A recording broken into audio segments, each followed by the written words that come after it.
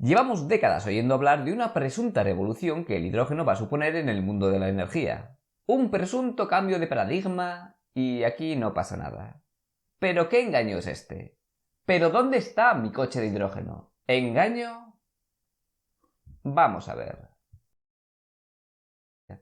El hidrógeno como forma de utilizar energía lleva desarrollándose desde hace décadas, algunas veces con más interés y otras veces con menos interés. Depende sobre todo del momento económico.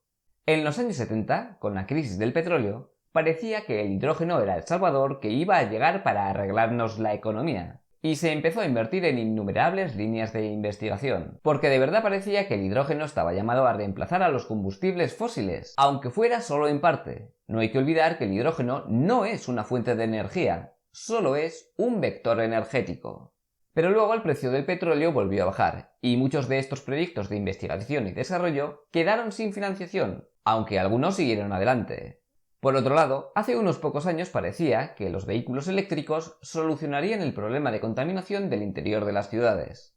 Muchas capitales empezaron a incluir en sus flotas de transporte público autobuses movidos por pilas de combustible alimentadas con hidrógeno. E incluso en los salones del automóvil se vieron utilitarios plenamente funcionales movidos exclusivamente con hidrógeno, aunque aún tenían algunas limitaciones. Pero ahora parece bastante claro que las baterías eléctricas le han comido la tostada a las pilas de hidrógeno, al menos a lo que al coche particular se refiere. Y una vez más parece que ya no se oye hablar del hidrógeno. Y digo parece, porque lo cierto es que las tecnologías del hidrógeno nunca han dejado de desarrollarse. Existen motores de combustión interna pensados para funcionar quemando hidrógeno, e incluso es posible mejorar el rendimiento de motores convencionales incluyendo hidrógeno en la mezcla de gases que se inyecta a los cilindros. Pero la unión de electricidad e hidrógeno no tiene nada que ver con hacer explosionar al hidrógeno, sino con aprovecharnos de las propiedades eléctricas de determinadas reacciones químicas. Estoy hablando de las reacciones químicas de transferencia de electrones o reacciones de reducción-oxidación, más comúnmente conocidas como reacciones redox. Mucha creatividad poniendo nombres no hay. Quizás la parte más interesante de este vídeo sea cómo producimos el hidrógeno, pero antes de preocuparnos por cómo lo producimos, vamos a ver para qué lo producimos. En esto nos va a ayudar Rubén Lijó, al que seguramente conoceréis por el canal Sígueme la Corriente. Hola Rubén. Hola a todos, sin duda es un placer poder participar en un canal como este, que ya desde el nombre da buenísimos consejos. Pon un ingeniero en tu vida. Claro que sí, no te arrepentirás. Para contarte cómo funcionan las pilas de combustible con hidrógeno, vamos a tener que meternos en esas reacciones redox que mencionabas antes. Todo el proceso tendrá lugar en un sistema formado por un ánodo y un cátodo, que van a estar separados entre sí por una pequeña membrana como electrolito. En el ánodo va a tener lugar la reacción de reducción. Entrará el hidrógeno en forma de H2 y se separa en dos iones de hidrógeno y dos electrones libres. El ion de hidrógeno viajará a través de la membrana hasta el cátodo, y es precisamente esa membrana quien no permitirá que pasen los electrones a través de ella porque está eléctricamente aislada.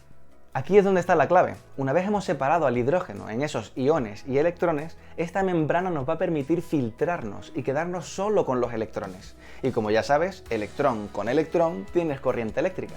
Así esos electrones se verán obligados a ir hacia el cátodo, pero viajando por el circuito externo, el circuito eléctrico, teniendo así una corriente eléctrica que podrá, entre otras cosas, encender una bombilla. Una vez esto ha ocurrido, el cátodo hará reaccionar esos iones de hidrógeno con oxígeno para dar lugar a su oxidación. El resultado de esta reacción va a ser agua, H2O.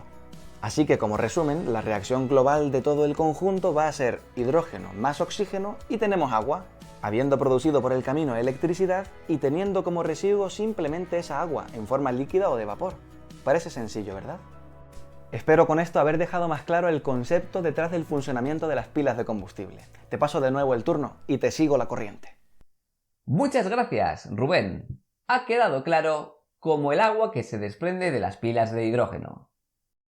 Dado que el hidrógeno está presente en muchas formas distintas, hay muchas tecnologías para obtenerlo. Quizás una primera clasificación pueda ser, por un lado, las técnicas de hidrólisis, separar el hidrógeno del agua mediante electricidad, y por otro lado, el reformado de hidrocarburos. Vamos a empezar por el reformado, ya que al menos en la actualidad es el que más se utiliza. Las técnicas para separar el hidrógeno de los hidrocarburos se llaman reformado. Esto incluye a los combustibles fósiles, y no son pocas. Tenemos el reformado con vapor, que es el más utilizado. El reformado con vapor parte de gas natural, que es principalmente metano, y consiste en romper las moléculas de metano con vapor de agua, en presencia de un catalizador. Luego está el reformado con carbón. El carbón no contiene hidrógeno, pero en este proceso también se utiliza agua, que sí está compuesto de hidrógeno. Y calor, que normalmente sale de quemar una parte del propio carbón, para acabar produciendo hidrógeno y CO2, así como otros residuos. El hidrógeno de la biomasa, mediante técnicas muy distintas. Se puede partir de biomasa en estado sólido, de fluidos bioderivados, principalmente bioetanol. También está la pirólisis, que es una descomposición acelerada de la materia orgánica en ausencia de oxígeno mediante calor. Y también se puede utilizar la fermentación y, sobre todo, la gasificación, que está mucho más desarrollada. Y vosotros os preguntaréis, ¿pero todo esto no contamina? Y la respuesta es sí. Estas técnicas son contaminantes y por eso, para que sean sostenibles, es necesario combinarlas con otras tecnologías de captación de CO2, que también se conocen y están en desarrollo, pero que lógicamente encarecen el proceso y afectan al rendimiento.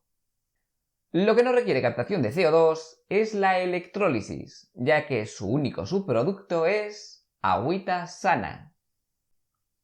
Qué pocas oportunidades hay para usar la diéresis en un guión. La electrólisis del agua consiste en la descomposición de las moléculas de agua en oxígeno e hidrógeno mediante la aplicación directa de electricidad. Para empezar necesitamos agua, pero el agua destilada es bastante buen aislante eléctrico. Así que es conveniente disolverle algo. Por ejemplo, una técnica muy utilizada es la electrólisis alcalina, que utiliza agua con hidróxido potásico disuelto. Como queremos que a ese agua la atraviese corriente eléctrica, necesitamos dos electrodos conectados a una fuente de corriente continua.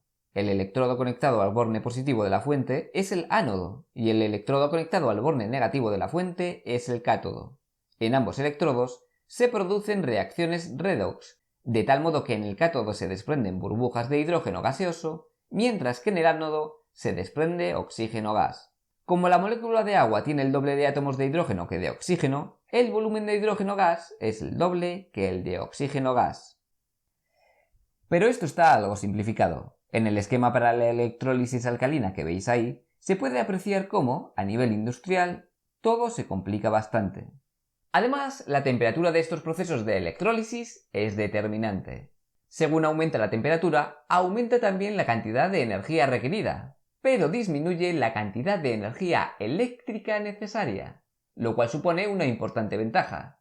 Tanto es así que las mejores expectativas se encuentran en aplicar la electrólisis del agua a vapor de agua a elevadas temperaturas. Esas altas temperaturas, junto con la necesidad de electricidad, hace que esta tecnología encaje muy bien con una fuente de energía renovable de la que seguro habéis oído hablar: la energía solar concentrada.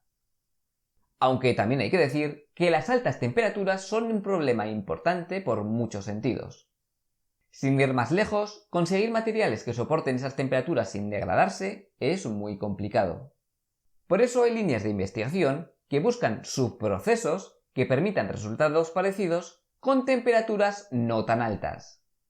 Por supuesto, también existen muchas otras técnicas, como la electrólisis de membrana electrolítica de polímero, que sustituye el electrodo por una membrana. No hay líquido. O la fotoelectrólisis, que combina en una sola célula la electrólisis del agua con la fotovoltaica. Muy interesante. Y sí, lo estoy leyendo. Pues ya hemos hablado de la primera parte de la película. Ya sabemos cómo se produce el hidrógeno. Para los que queréis ver la segunda parte sobre cómo se utiliza, tengo una buena noticia. No hay que esperar a que haga un nuevo vídeo. Ya está disponible aquí. Un saludo a todos y gracias por vernos. Tortilla de patata sin cebolla. ¿Pero a quién se le ocurre?